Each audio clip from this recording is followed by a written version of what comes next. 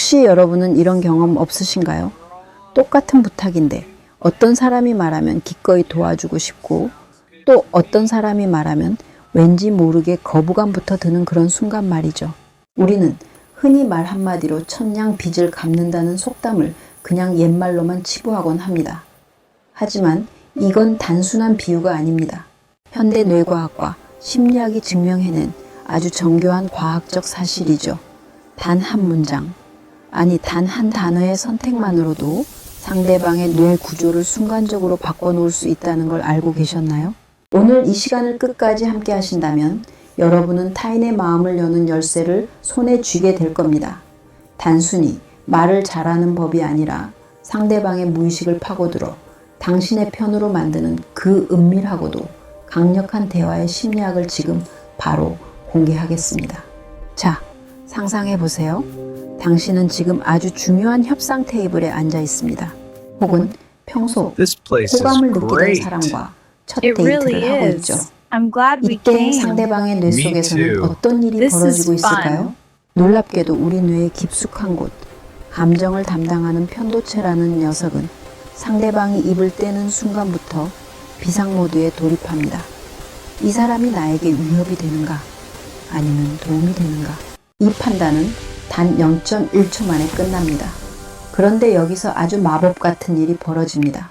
어떤 특정한 말투와 단어를 사용하는 순간 팽팽하게 긴장해 있던 상대방의 편도체가 순식간에 진정되고 이성적인 사고를 담당하는 전두엽이 활성화되면서 당신의 제안을 긍정적으로 검토하기 시작한다는 겁니다. 이게 바로 우리가 오늘 파헤칠 사람을 홀리는 말투의 핵심입니다. 본격적으로 들어가기 전에 제가 아주 흥미로운 실험 하나를 소개해 드릴게요. 하버드 대학교의 심리학자 앨런 랭어 교수가 진행한 복사기 실험입니다. 줄을 서서 기다리는 사람들에게 가서 제가 먼저 복사기를 좀 써도 될까요? 라고 물었을 때 승낙률은 약 60%였습니다. 하지만 여기에 딱 한마디, 왜냐하면 제가 지금 좀 급해서요 라는 이유를 덧붙이자 승낙률은 무려 94%까지 치솟았습니다. 사실 급하다는 건 누구나 마찬가지일 텐데 말이죠. 심지어 제가 복사를 해야 해서요 라는 아무런 영향가 없는 이유를 댔을 때도 승낙률은 93%나 되었습니다. 왜 이런 일이 벌어질까요?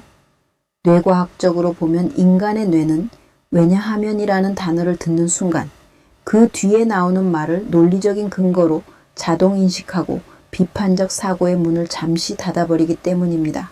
이것이 바로 무의식을 공략하는 첫 번째 기술입니다. 여러분, 혹시 벤저민 프랭클린 효과라고 들어보셨나요? 보통 우리는 내가 좋아하는 사람에게 도움을 준다고 생각하죠.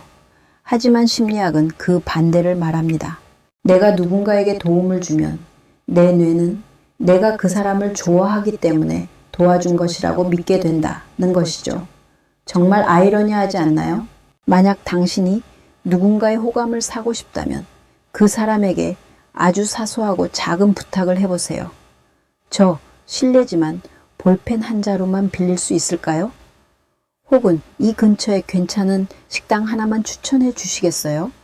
같은 것들 말이죠. 상대방이 당신의 부탁을 들어주는 순간 그 사람의 뇌는 스스로에게 이렇게 속삭입니다. 내가 이 사람을 도와줬네?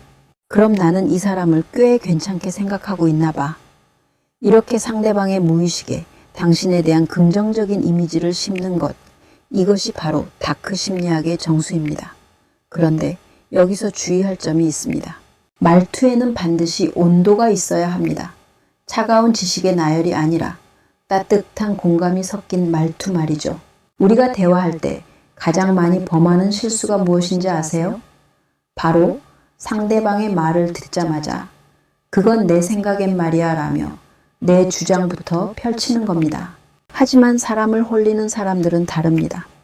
그들은 미러링과 백트래킹이라는 기술을 아주 능수능란하게 사용하죠. 상대방이 오늘 회사 일이 너무 힘들어서 스트레스 받았어 라고 말한다면 운동이라도 좀 해봐 라는 조언 대신 아, 오늘 회사 일이 정말 힘들었구나. 스트레스가 많이 쌓였겠네 라고 그 사람의 마지막 말을 그대로 돌려주는 겁니다. 별것 아닌 것 같죠. 하지만 상대방의 뇌 입장에서는 자신의 감정이 완벽하게 복제되어 돌아오는 경험을 하게 됩니다. 이때 뇌에서는 옥시토신이라는 호르몬이 분비되며 상대방을 나의 완벽한 아군으로 인식하게 되는 거죠. 이제 철학적인 관점에서 이 문제를 한번 들여다볼까요? 고대 그리스의 위대한 철학자 아리스토텔레스는 누군가를 설득하기 위해 세 가지 요소가 필요하다고 했습니다. 바로 에토스, 파토스, 로고스입니다. 에토스는 말하는 사람의 인격과 신뢰성, 파토스는 청중의 감정적 상태, 로고스는 논리적인 근거를 뜻하죠. 여기서 놀라운 사실은 아리스토텔레스가 가장 중요하다고 꼽은 것이 논리인 로고스가 아니었다는 점입니다. 그는 에토스, 즉 말하는 사람의 됨됨이에서 우러나오는 신뢰가 가장 강력한 힘을 발휘한다고 믿었습니다. 당신이 아무리 유창하게 말을 잘해도 그 말 속에 진정성이 담겨 있지 않다면 사람들은 당신의 의도를 금방 눈치챕니다. 아, 저 사람은 말을 잘해서 나를 꼬드기려 하는구나 라고 말이죠. 진정한 대화의 고수들은 자신의 이익을 위해 상대방을 조종하려 들지 않습니다. 대신 상대방이 스스로 가치 있는 사람이라고 느끼게 만들어주죠. 여러분, 인간관계에서 가장 강력한 단어가 무엇인지 아십니까? 그건 바로 상대방의 이름입니다. 카네기 인간관계론에서도 강조하듯 사람들에게 자신의 이름은 그 어떤 소리보다 달콤하고 중요한 소리입니다. 대화 중간중간 상대방의 이름을 자연스럽게 불러보세요. 철수 씨는 어떻게 생각하세요? 영희 씨, 방금 그 말 정말 인상 깊은데요? 이렇게 이름을 부르는 것만으로도 상대방은 존중받고 있다는 느낌을 받게 되고 당신과의 대화에 더욱 몰입하게 됩니다. 이는 뇌의 자기참조 효과와 관련이 있는데 자신의 이름이 불릴 때 뇌의 보상 회로가 강하게 활성화되기 때문입니다.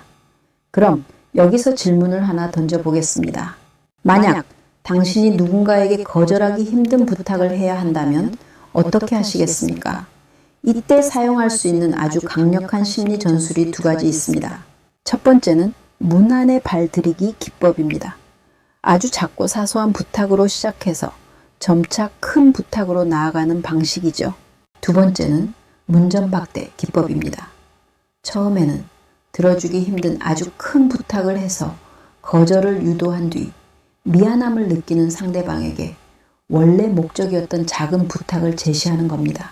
예를 들어, 이번 주말에 제 이사 좀 도와주실 수 있나요? 라고 물었다가 상대방이 난처해하면 아, 역시 바쁘시군요. 그럼 가벼운 짐 몇 개만 옮기는 것만이라도 부탁드려도 될까요? 라고 낮추는 식이죠. 이때 상대방의 뇌는 상대방이 양보했으니 나도 양보해야 한다는 상호성의 원칙에 사로잡혀 당신의 부탁을 거절하기가 매우 힘들어집니다. 정말 무서운 심리전이지 않나요? 하지만 이런 기술보다 더 중요한 건 대화의 공백을 다루는 법입니다. 많은 사람이 대화가 끊기는 것을 두려워해서 쉴 새 없이 말을 내뱉습니다. 하지만 진짜 고수는 침묵을 활용할 줄 압니다. 질문을 던진 뒤 상대방이 충분히 생각하고 대답할 수 있도록 3초만 기다려보세요. 그 3초의 정적이 흐르는 동안 상대방은 당신이 자신의 말을 진지하게 경청하고 있다는 강력한 메시지를 받게 됩니다. 또한 내가 어떤 주장을 펼친 뒤 잠시 멈추면 그 주장은 상대방의 머릿속에서 더욱 묵직하게 각인되는 효과가 있습니다. 말은 비우고 채울 때 비로소 그 힘이 완성되는 법이니까요.